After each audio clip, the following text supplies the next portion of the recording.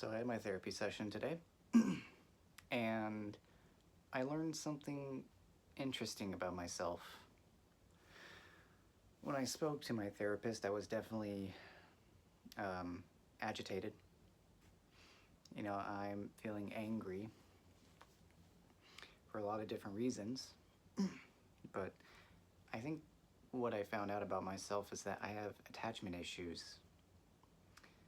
I think I grow on certain types of people too quickly, and it gets to the point where I ignore my own mental health issues and try and brush it aside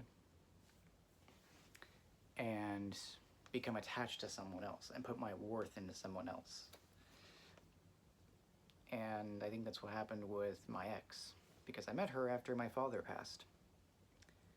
And I never fully processed that because I had to continue to go to school, continue to go to work. So, sorry, moving the camera closer.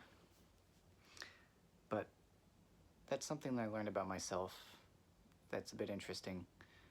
I've always been afraid of therapy and taking meds, but I feel like that's the only thing that's going to help me now. But in addition to doing the other things, such as trying to distract myself, and I feel like this is such a chore to try to get better. I mean, people like to think, oh, boo-hoo, you have depression, or boo-hoo, you have anxiety, or boo-hoo, you have some sort of mental health issue. It's a chore to actually try to ground your mind and feel some semblance of normalcy. When I say normalcy, I mean you can sit still and focus on a task or do something without feeling that overwhelming sense of dread or feeling nothing, feeling just apathetic. Like all of a sudden you're working on something and all of a sudden you don't feel like doing anything.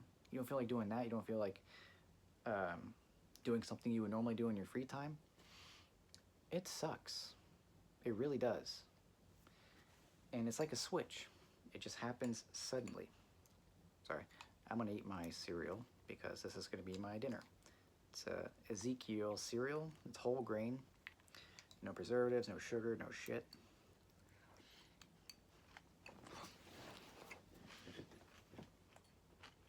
And it's filling. Because basically it's just a lot of fiber and a lot of protein.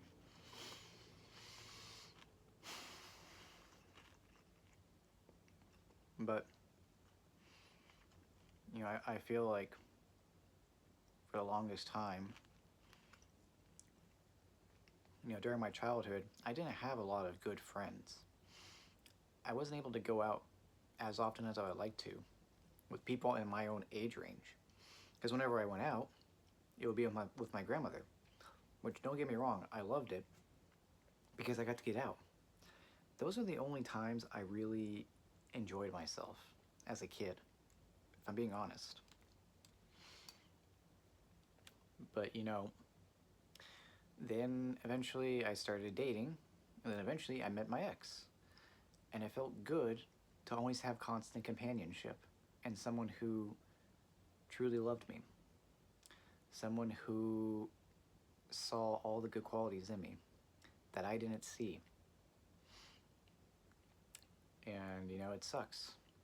It sucks knowing that, you become so blinded by everything. You become so angry with your situation. And it all just comes crashing to a head. The seeds for depression were already there before I met my ex. And I think I just jumped the gun too soon. And it really didn't help when my grandmother passed. I honestly feel like no matter what anyone tells me, there could have been some way to prevent it. I don't care who tells me. She had declining health for months. Months. And I don't care who tells me that it's not your fault, because something could have been done. Sure, she was a grown-ass woman, but, at some point you have to intervene, or else that person's gonna die.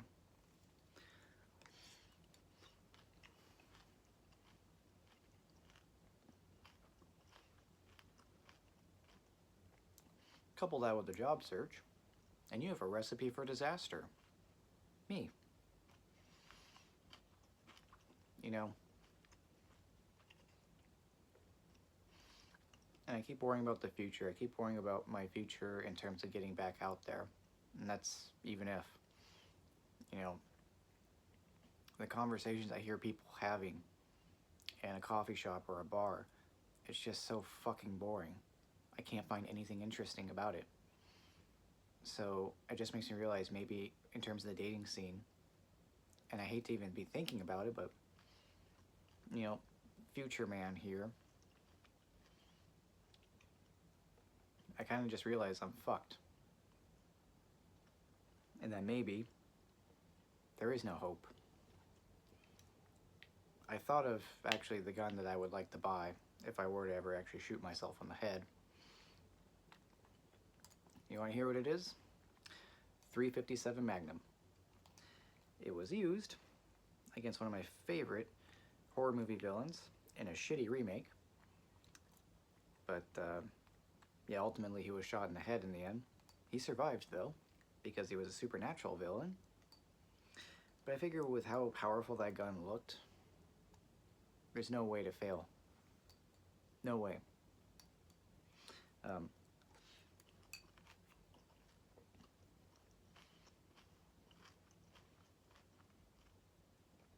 But there's still that little bit of hope in me that, oh, you will get a better future. Oh, you'll get a break.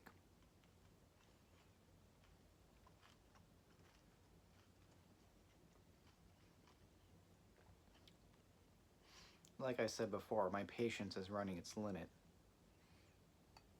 And especially with me trying to feel like I'm getting better.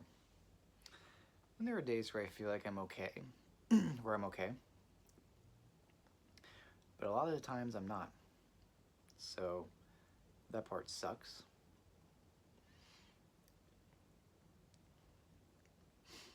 But I think I'm slowly getting over my father's death.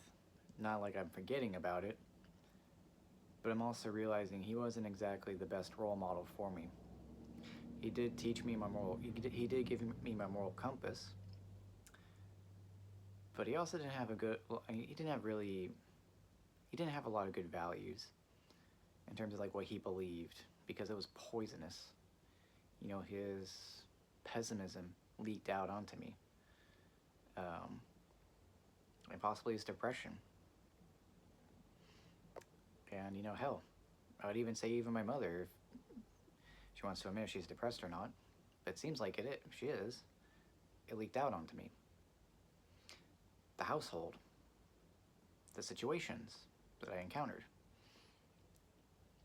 And, you know, I guess me being in so much pain, I still decided to try to cling to my ex to the point where it hurt her. And I think that's the issue there.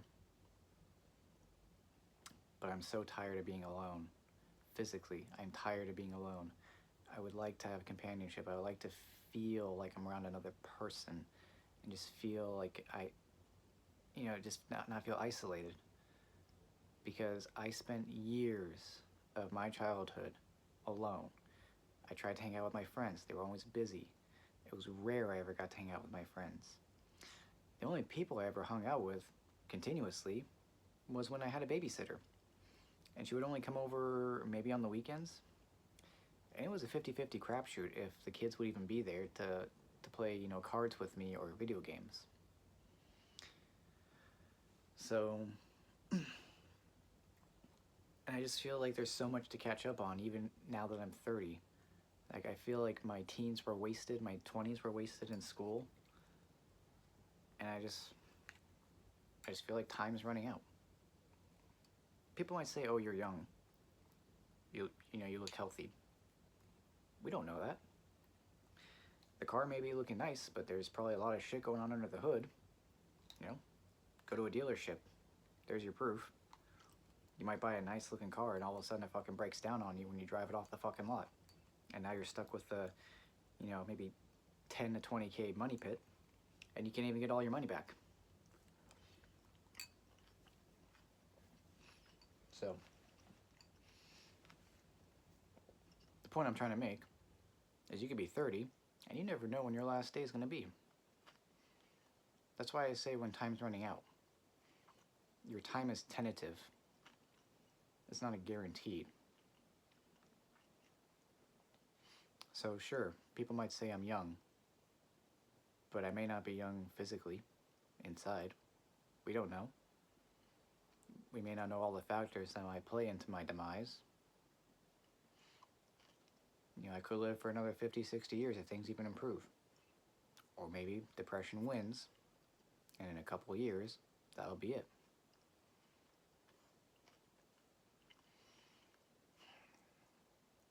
So anyway, something interesting I learned about myself today.